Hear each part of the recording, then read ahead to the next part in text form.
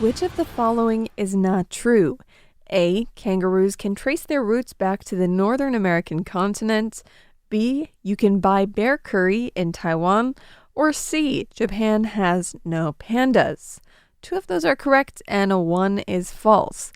Keep listening to Formosa Fauna to find out which. Spend the next 20 minutes feeding your brain with Formosa Fauna so you can become smarter than all of your friends.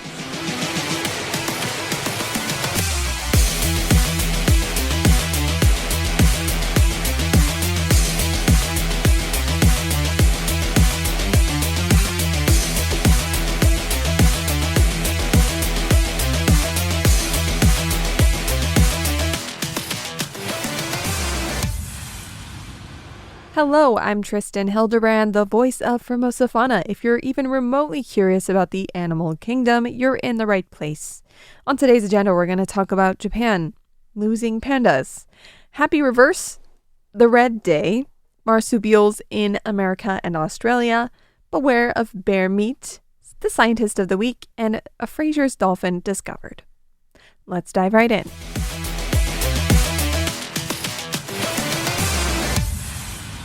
As of 1 week ago, for the first time in more than half a century, Japan is panda-less. 2 twin pandas named Xiao and Lele were born 5 years ago at Ueno Zoological Gardens, but flew to China last week, with the China Wildlife Conservation Association confirming they had arrived safely. China unofficially or officially practices something we call panda diplomacy, lending giant pandas to foreign nations as envoys of friendship to build soft power, strengthen diplomatic relations, and promote conservation. Being on the receiving end of the very rare animal is widely seen as an indicator of positive bilateral ties. The first 2 pandas arrived in Japan in 1972 as a gesture to mark the normalization of diplomatic ties between China and Japan. Now that the 2 twin pandas have flown to China, Chinese state media is pointing the finger at the Japanese government, saying it's clear why we won't loan new pandas to Japan, and the fault lies with the Japanese side.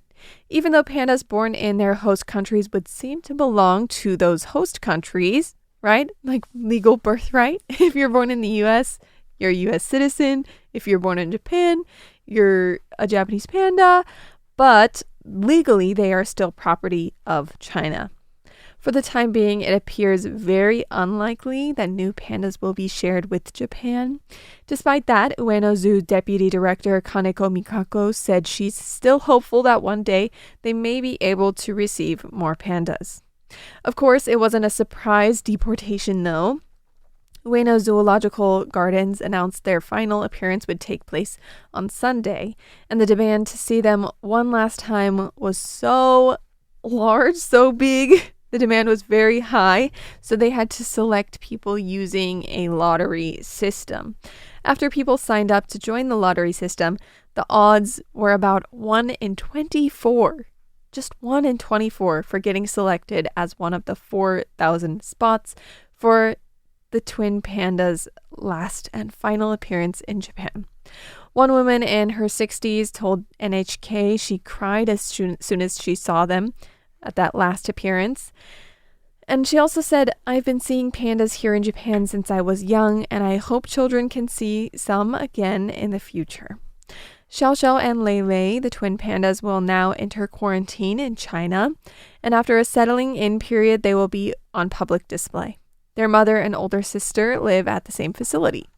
Japanese tourists wanting to get a look at the adorable creatures may be pleased to hear, however, that Taiwan still has at least 2 or 3 pandas, so a visit to the Taipei Zoo may quench that thirst for seeing the giant pandas up close and in person.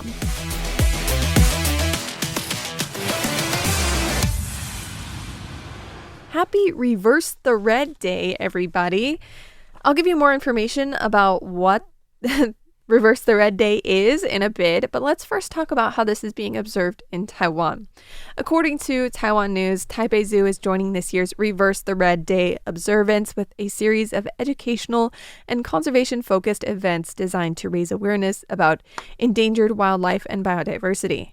The zoo will host talks, guided tours, and public outreach activities that spotlight efforts to protect species both globally and within Taiwan.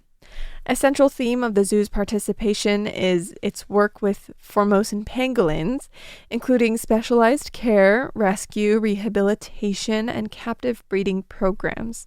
Released pangolins are monitored in the wild to support their reintegration into natural habitats and improve their chances of long-term survival. The zoo also collaborates with international partners through the Pangolin ex situ conservation plan established by the European Association of Zoos and Aquariums.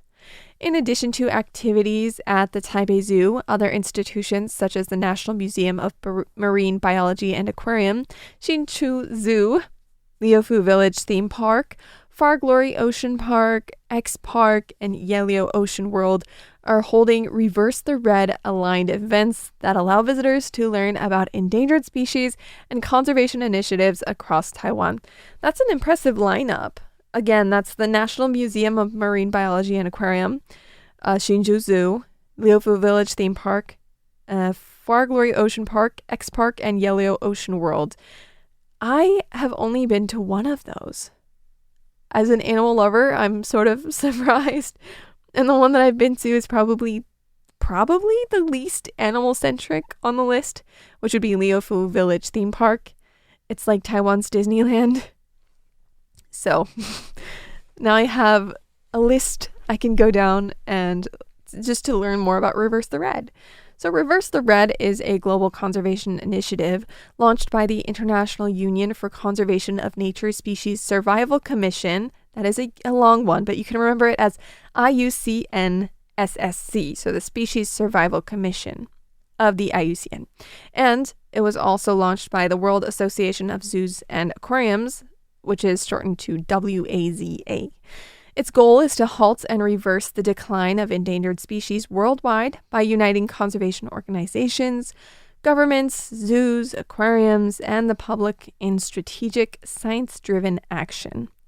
There are a lot of species listed as threatened on the IUCN Red List, and this movement aims to advance global biodiversity targets, such as those outlined in the Kunming-Montreal Global Biodiversity Framework, by catalyzing local and international conservation efforts.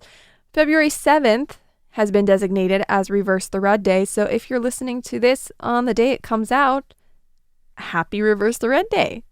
It's a focal point for education, collaboration, and community involvement in species recovery activities. So, also coming up is World Pangolin Day. That'll be coming up on February 21st. And you bet yourself there will be a lovely feature on Formosa Fauna about the pangolins. They're elusive, adorable, and very, very unique. So, February 7th, happy Reverse the Red Day. How will you be celebrating? And the upcoming Pangolin Day on February 21st.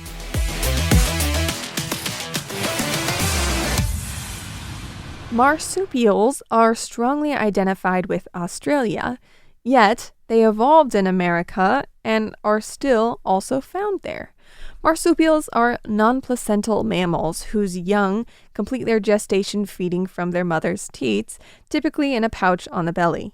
Now found only in the Americas, mainly South and Central, and in Australia, they are thought to have evolved in North America 100 million years ago. They spread to South America and then diversified into many different species. Several groups later moved into what is now Antarctica and on into southern Australia. It is thought that they traveled via a belt of vegetation straddling the three areas, which were once all part of the southern landmass called Gondwana. By 55 million years ago, the continents had separated and marsupial species began to evolve differently. The only known Antarctic marsupial fossils found on Seymour Island in 40-million-year-old rocks resemble South American marsupials of the same period, but not those of Australia. So it may get you thinking about kangaroos somewhat differently.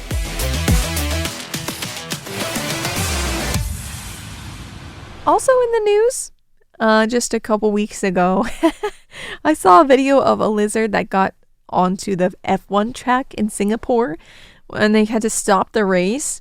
And not only did they stop the race, this lizard, I mean, it looks like a mini dinosaur. Absolutely adorable, runs very cutely. Don't know how this lizard got onto the track. I do strongly encourage you to look it up. If you search F1 lizard, I think you'll be able to find it. If not, put Singapore in there. They tried to chase him down, but he was a little too fast for these people. And they ended up giving him his own lap time.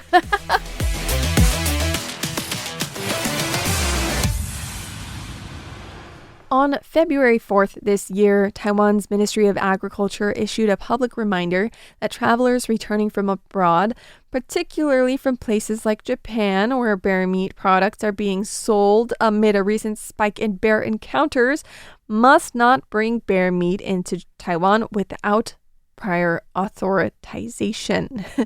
Under Taiwan's wildlife conservation law and the Act on Wildlife Conservation, all bear species are considered protected wildlife, and products made from them, including bear meat, canned bear meat products, bear curry, as is sold in Japan, and other edible products, are not permitted in Taiwan.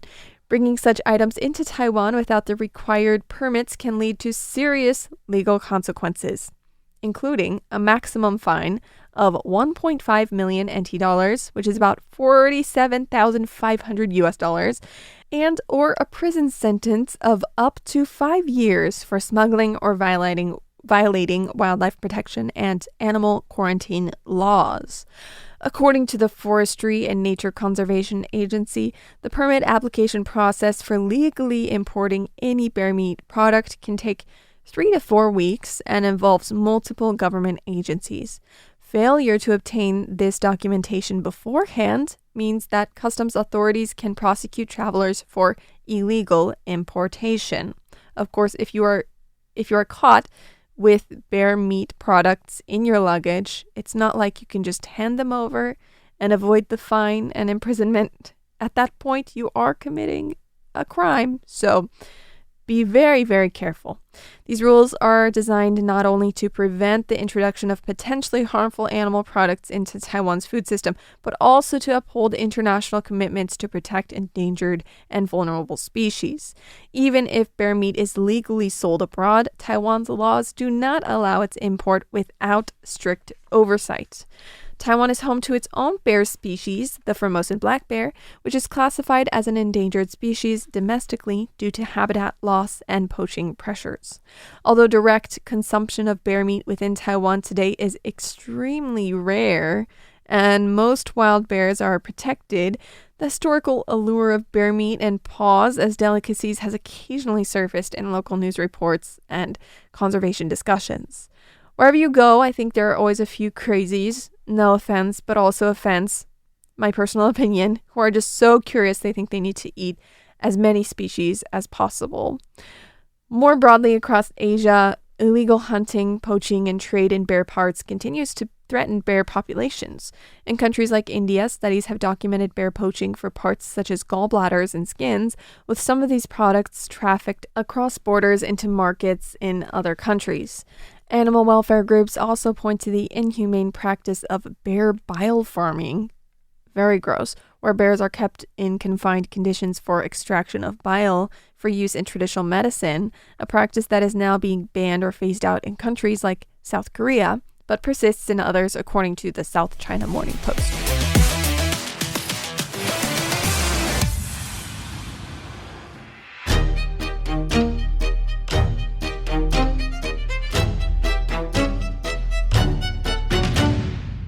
Scientist of the Week. Ernest Haeckel was a German zoologist and physician whose influence on biology remains significant and controversial. He coined the term ecology and helped popularize Charles Darwin's theory in Germany. Haeckel is known best for his early genealogical trees tracing human evolution.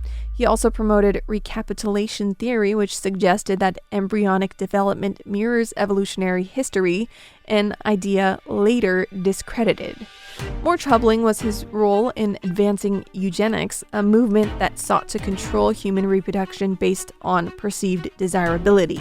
Though later rejected as unscientific and very dangerous, these ideas were adopted by the Nazis to justify persecution and genocide. Despite this legacy, Haeckel is still regarded as one of the most influential biologists of his time and is ranked among the top animal scientists in history. So, the scientist of the week does not always have to be a good one. In this case, I kind of see it as a mad scientist. But it's still a part of history, so we're going to learn about it. And now you know.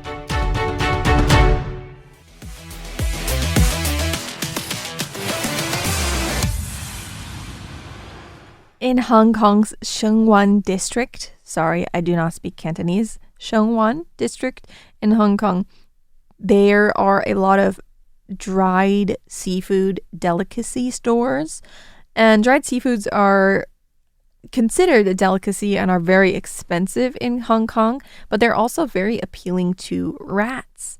So if rats are all over them, people don't buy from the store, they destroy stock, whatever. So what ended up happening is in this district, they started having shop cats. They started adopting these shop cats. And these are just cats that hang out at the shop, and shop owners say that at night when they shut down, these cats will come out and either scare away or catch the rats. And it's ended up working quite well for them. So many of these stores just gladly employ cats.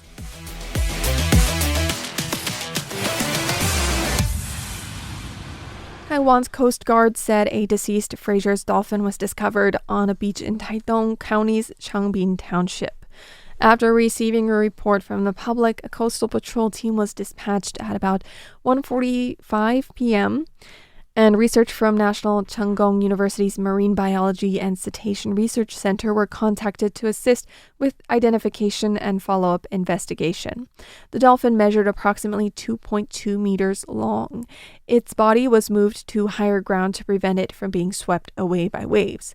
Later that evening, the carcass was transported to the research center for examination. The Coast Guard reminded the public that stranded marine animals are not uncommon in Taiwan and urged people to avoid disturbing wildlife. The agency also advised minimizing light use at night and encouraged the public to call the 118 hotline to report injured or stranded animals.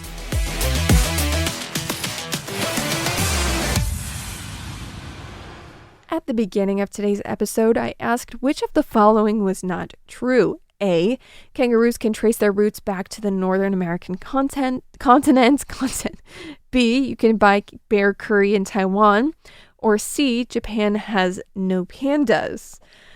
After today's episode, if you listened relatively closely, you probably know the answer by now. So we talked about how marsupials actually evolved in America. So A would be true. We also talked about how Japan is now panda-less for the first time in more than half a century, so C would also be true, leaving B as the incorrect answer. So no, you cannot buy bear curry in Taiwan. As Taiwan's laws and regulations would have it, all bear species are protected species, and any products made from bear are not permitted to be bought, sold, or imported into Taiwan without very special permission. So, as bear meat products like bear curry gain popularity in Japan, travelers coming to Taiwan from Japan beware that you cannot bring such products into Taiwan, even if they are for personal consumption. So, did you learn anything today? Send me an email if you have any questions or thoughts you'd like to share on today's episode. Write your emails to tristan@rti.org.tw. That is tristan@rti.org.tw. Making it to the end of an episode makes you a Formosa Fauna friend. Thank you for tuning in, friend. See you next time for Formosa Fauna Fridays here on Radio Taiwan International.